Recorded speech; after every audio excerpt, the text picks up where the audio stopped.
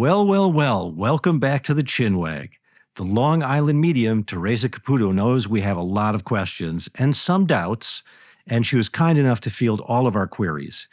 Here this week on our Bonus-wag, we have the very kind and patient Theresa Caputo.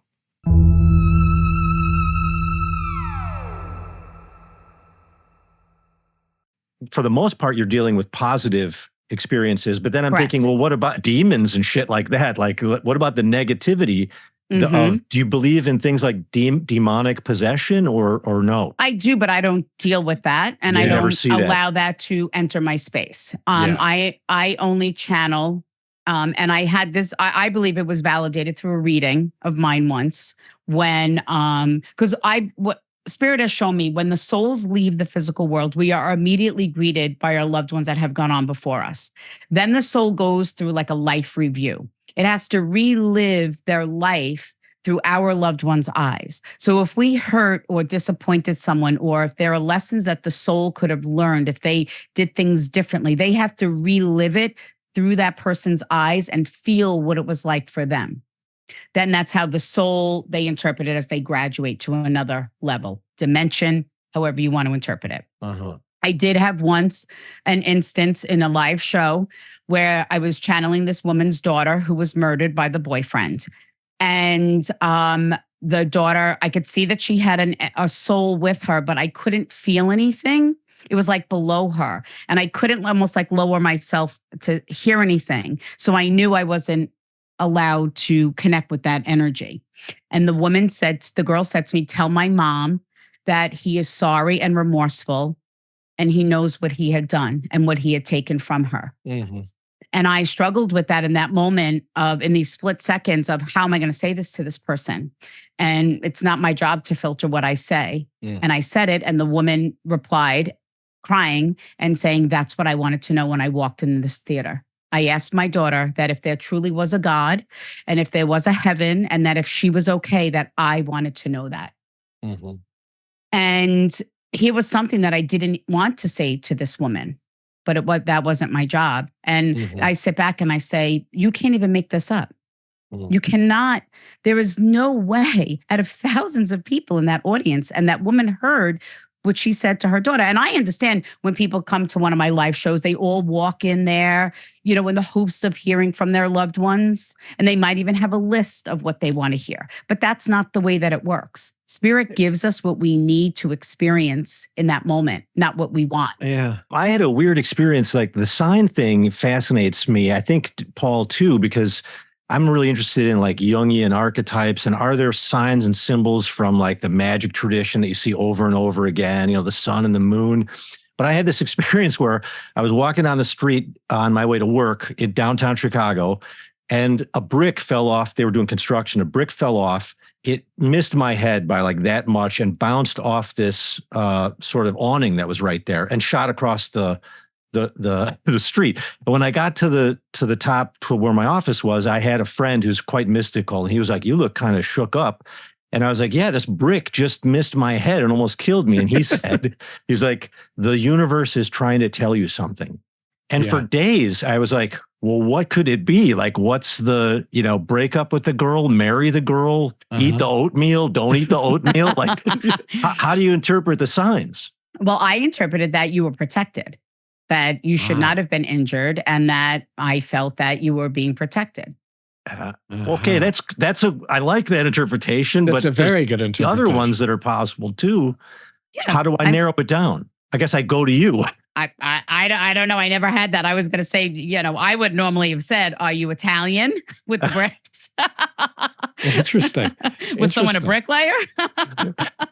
Interesting. There could be that kind of thing too. But I'm going to say the souls will show me, like, so for example, I'll say to someone, if they show me a car accident, right?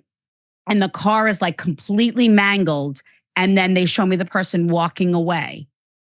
Sometimes they'll show me an accident where there's hardly any damage to the vehicle, but the person died. It's a symbol for where they were protected in the completely mangled, that it wasn't their soul's time to leave the physical world. And then the other one with hardly any injury, that was the soul's time to leave the physical world. The things that I've learned from the souls of the departed, I always say I'll find out when I get there. But the things that I communicate and channel and even talk about is through my own experience over the decades of me channeling spirit. I was raised a Catholic too. I know you're Catholic. Paul's a heathen of some kind. I was not raised, I am a heathen, but I didn't have any Catholic upbringing. I'm part Italian. I mean, my father was only half Italian. Are you 100% Italian, Theresa? I'm 3/4 Italian. I have a little bit of Norwegian. Oh, really? Interesting. That's an interesting combination. That's like two opposite things. That's very like. So no, I was not raised with any of that. So I don't have those kinds of touchstones. But Steve, what were you going to say?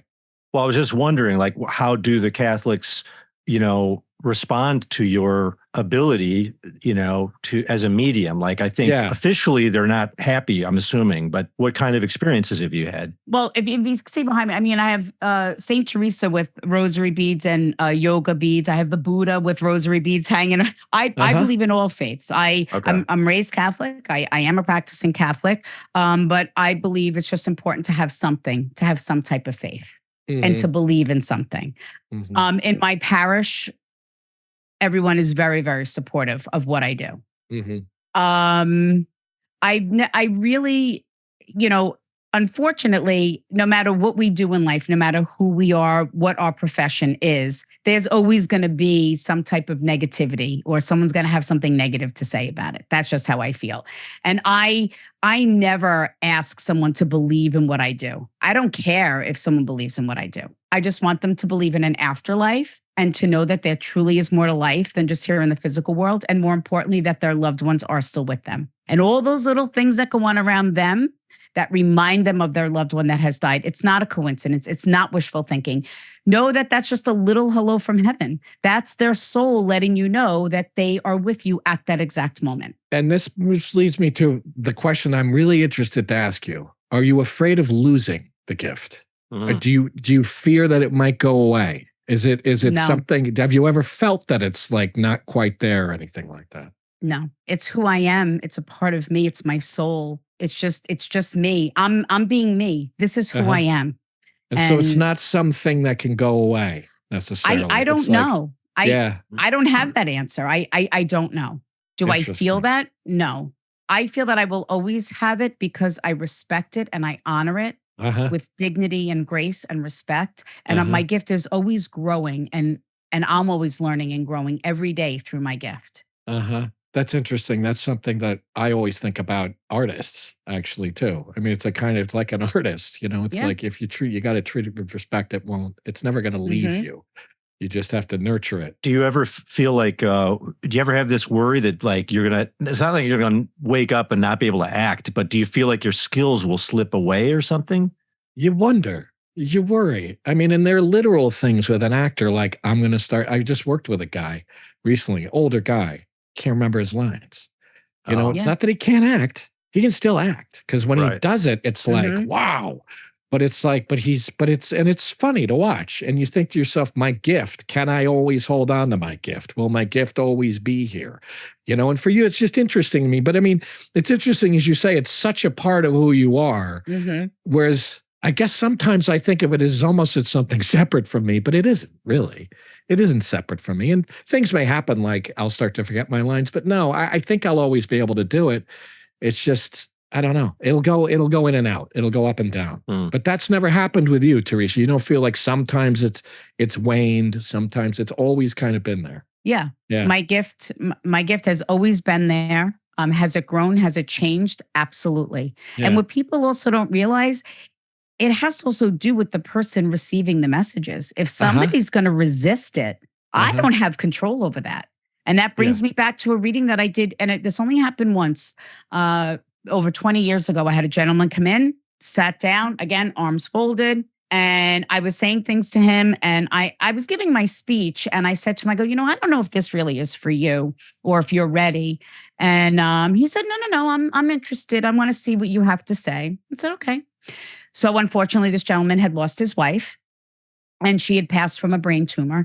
And I said some things to him and he looked at me and he said, I want to thank you. I respect you, but you're right. I'm not ready for this.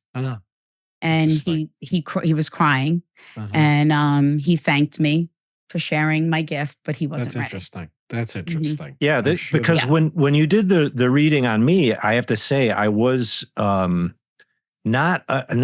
accustomed to having such a level of intimate conversation with somebody who I don't already know well. So I can see that that's a big deal for people.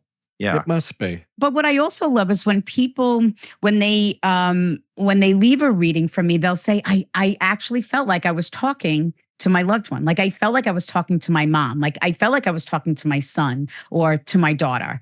And that's what I love. That's why I want Spirit to communicate with that personality, to show us how they are, that they are healed, that they're not suffering. Thank you, Theresa Caputo. We loved having you on Chinwag. And thank you all for tuning in.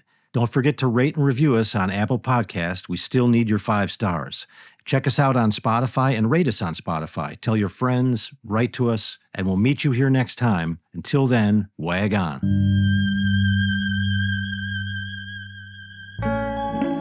Chinwag is a production of Treefort Media and Touchy Feely Films. Hosted and executive produced by Paul Giamatti and Stephen Asma. Executive producers for Treefort are Kelly Garner and Lisa Ammerman. Dan Carey is executive producer for Touchy Feely. Our series producer is Rachel Whitley Bernstein. Original theme music by Luke Top, with additional music by Via Mardot. Oscar Guido is our executive in charge of production. Tom Monahan is head of audio for Treefort. Audio production supervision by Matt Dyson. Editing and mixing by Jeff Neal. Animation created by Alex Sokol. Research assistance by Aidan Brooks. Lastly, for more information, go to chinwagpod.fm and find us on Instagram or TikTok at chinwagpod or on Twitter at chinwag_pod.